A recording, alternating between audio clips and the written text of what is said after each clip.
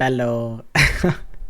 Chances are, by the time that you're watching this video, I'll be streaming Class of '09 on Twitch. If you want to see that, the link to that will be in the description, and I stream as this. I could also make, like, my videos with this avatar if you guys want me to. Like, it's up to you guys. Otherwise, rest of the video, bang, bang, bang, bang. Bye. Hello, world of YouTube.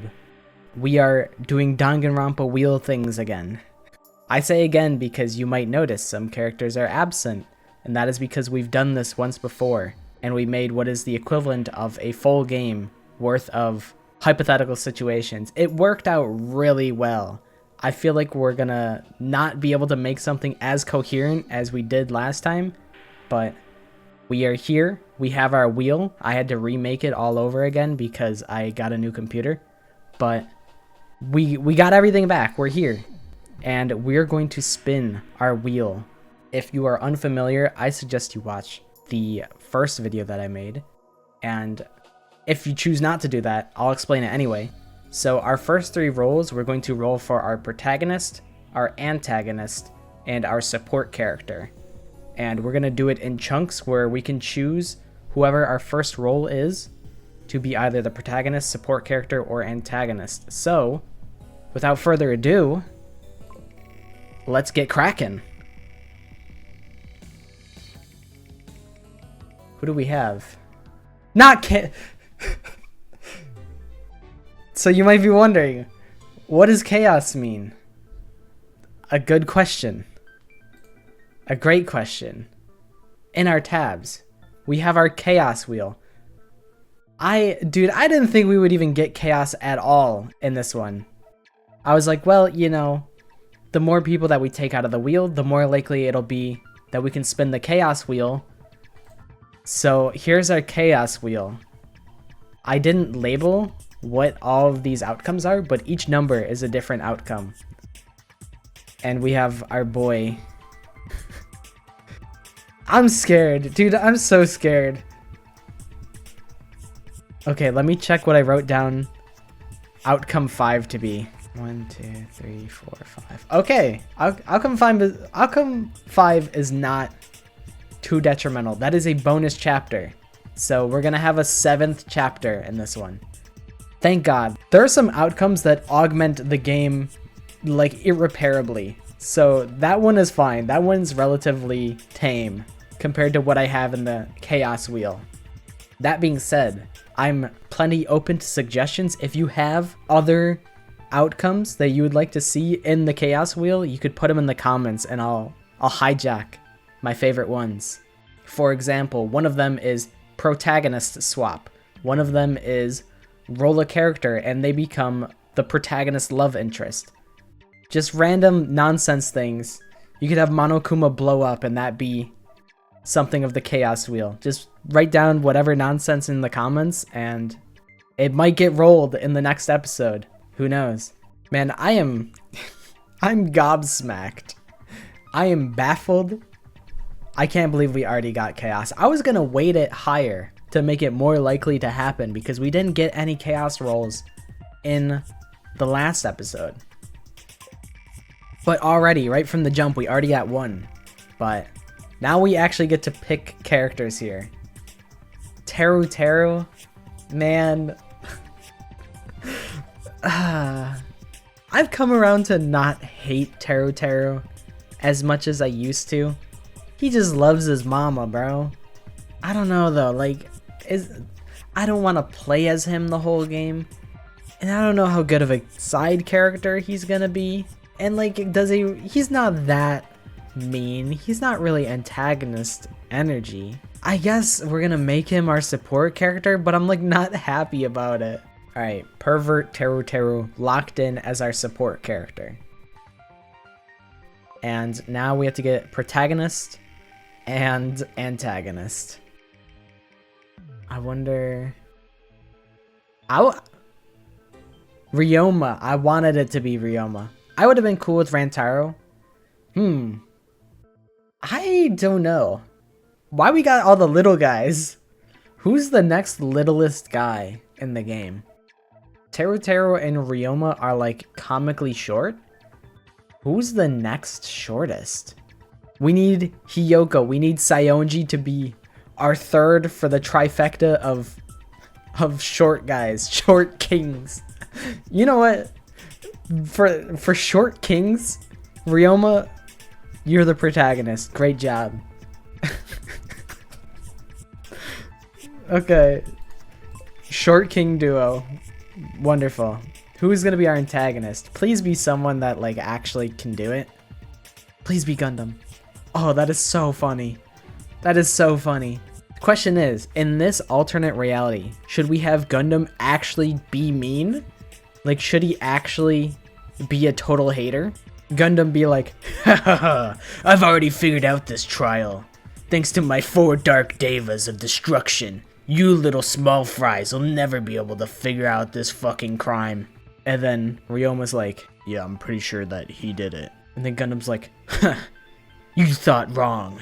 And then it turns out Gundam's actually wrong, and he's like, what? I was wrong? I don't know. I also like that both Gundam and Ryoma are deep voiced like hunks. I like Gundam and I like Ryoma. I'm kind of partial to Teru, but this is already kind of dumb, but it is what it is. And now we're in chapter 1. Keep in mind we have 7 chapters because of the stupid chaos wheel. Alright. Chapter 1. Killer or victim? Can Ibuki get a break?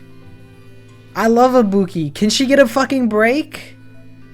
Man, this sucks. Just to disturb the status quo, we are making Ibuki a killer. And who shall be her victim?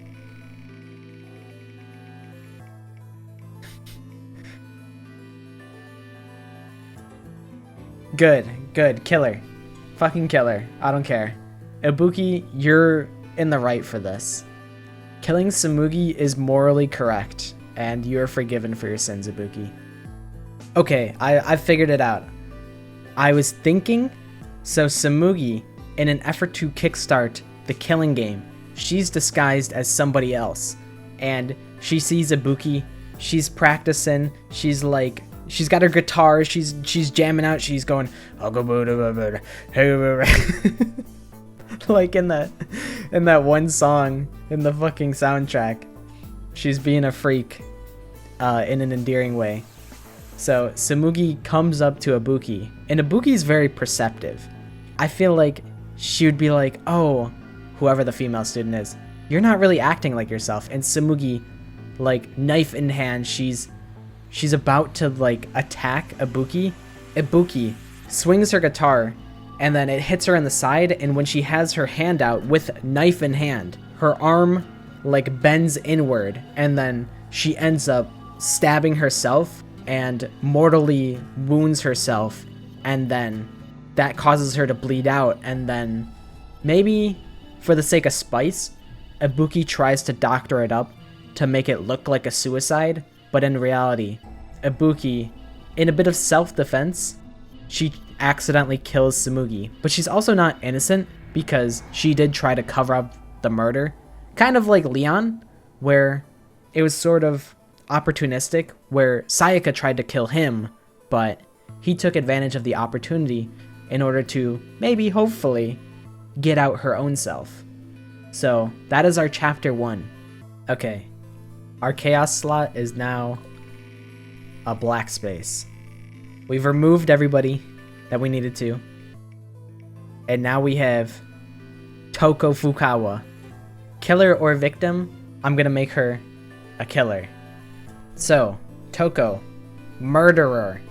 Please be a boy, or else this will make not as much sense as it could. Please. My hands are up. Please. Korekyo, please. Let's fucking go. This is why Toko's the GOAT. This is why Toko's the fucking GOAT. No motive needed. I would kill him too.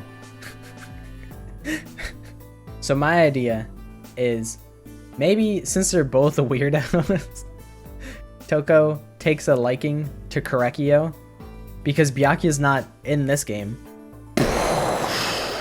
I just got a fucking brain blast. Korekio is a guy who serial kills women to offer them to his sister. Toko Fukawa, serial killer who murders men. Oh my god. I mean, peak cinema, peak cinema. Toko comes up to Korekio and she's like, oh, what's your favorite media? What's your favorite book? And Korekio's like, oh, I really like Mein Kampf. I think the messages are powerful. I think it's really well written and I agree with the message. And Toko's like, nah, you gotta die. Korekio tries to sacrifice Toko, but Toko is actually like kind of a superhuman being when she turns in a genocide show. So she ends up flipping the script on Korekio and taking him out. This is just 2 reversals in a row, but I mean, this is kind of amazing. So that's chapter 2. What a banger chapter 2. Let's go chapter 3. Who's it gonna be? What am I gonna get? I didn't remove them. Fuck, I'm awful. Oh shit, I just realized this is a double kill. Tenko is not beating the chapter 3 allegations. I wonder what the odds are that we roll 2 men. It would be really funny if we can make Tenko the killer and kill 2 men. I think Tenko stays a victim. She can be aggro, but she doesn't ever give me killer vibes. She would never kill somebody to death. Okay, chapter 3. We still need 1 killer and 1 victim. Kokichi. Kokichi, you say? Could Kokichi be a killer? Or would he be a victim? I think he's got that dog in him. I am struggling to see a motive for him to killing Tenko, but I think he's got that killer dog in him. Okay. Tenko victim, Kokichi killer. Who's the second victim? Peko. That's interesting. This motherfucker hates women. Okay, I walked away for like 10 minutes to try and think of a scenario, and I have the most crackhead scenario known to man. Alright, hear me out. Danganronpa V3, the Necronomicon motive has always kind of boggled my mind because the motive was that you could bring somebody back from the dead if you performed like the seance or whatever. Here's my idea. So, Peko kills Tenko because she wants to revive Fuyuhiko from the first game, but Kokichi, he knows, he's like, wait, Fuyuhiko was a remnant of despair, so we shouldn't revive that guy actually. And since there's gonna be 7 chapters, we probably need a couple more characters to work with. So Kokichi uses the Necronomicon to bring Ibuki back to life. We're so back. We're so back. I don't care what Kokichi's motive was. Maybe it's because Kokichi is gonna instill his fucking dying wish into Ibuki, whatever the fuck his plan is this game. Even though Ibuki was a remnant of despair too, so this really doesn't make all that much sense. But I don't care. I want Ibuki back, and it is what it is. Welcome back from hell, Ibuki Miyota. It is good to have you back. But now we are on chapter 4. So we gotta roll our killer and victim.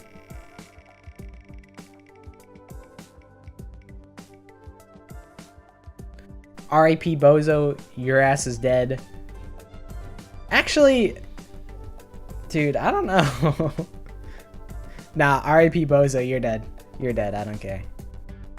I mean, regardless, to be honest, you die regardless because, you know, victim or killer, you're probably cooked. In before we roll the chaos wheel, and then one of the chaos wheel outcomes is that the killer actually gets away with it, I would freak out. I would lose my fucking mind if that was the reality that we lived in. But it's not. Victim Hyoko. The killer is Sakura. Bro. Sakura would just, and then the other hand on the top of her head and just rip her head off like a fucking Mortal Kombat fatality. Maybe Sakura's still the traitor. Maybe the killing game had come to a lull and Sakura is still the traitor. I just realized we had Teru and Tenko in the same game. And then we have Sakura, like the nicest person in the entire world, and then Hiyoko, who is like so cruel and unkind. Hiyoko still remains a bully, still an asshole, and Sakura is forced to keep the killing game going by the mastermind. And Sakura's like, shit, I have to kill somebody. And she's like, well, Hiyoko is actively detrimental to the party, so I'm gonna just have to take her out. And Sakura, we thank you for your service, ma'am. Okie dokie, chapter 5. Big chapter 5. The cast is getting really small. Gundam.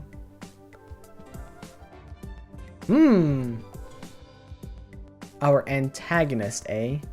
Will you be a killer or will you be a victim? I'm going Gundam victim. They got tired of him acting like he's better than everyone else. So let's see who took him out. I'm scared of the Chaos Wheel. Ibuki, no, please, Hifumi. Thank you, Hifumi. Thank you. Why did you do it?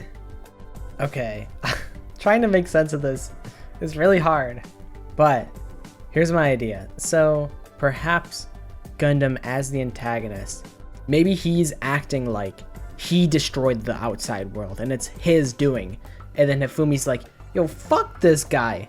I fucking love anime. I'm not gonna be able to watch the next season of Demon Slayer? Man, fuck you.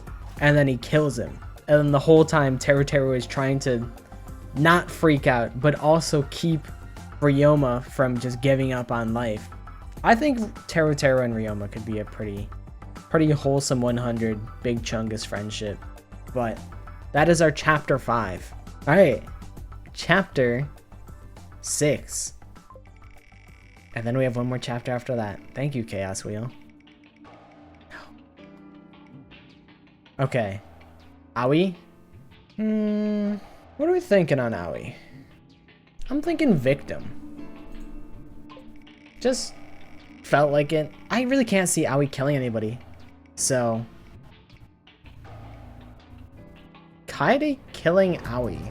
I think Kaede, based on what we saw in chapter 1 of V3, she'd be trying to do the right thing. Like, she always acts out of everybody's best interest.